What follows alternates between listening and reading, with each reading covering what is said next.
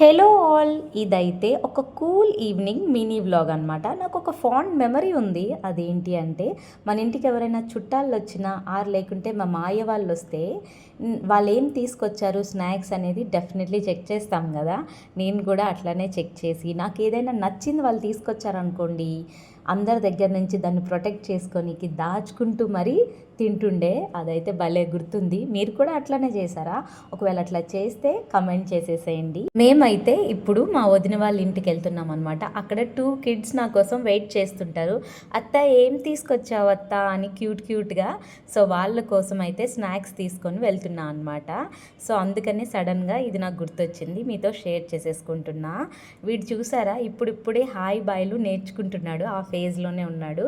So ఎంత క్యూట్గా hi అత్త, బాయ్ అత్త అని చెప్తున్నాడు. మీకు కనుక నా ఛానల్ నచ్చితే please subscribe to my channel.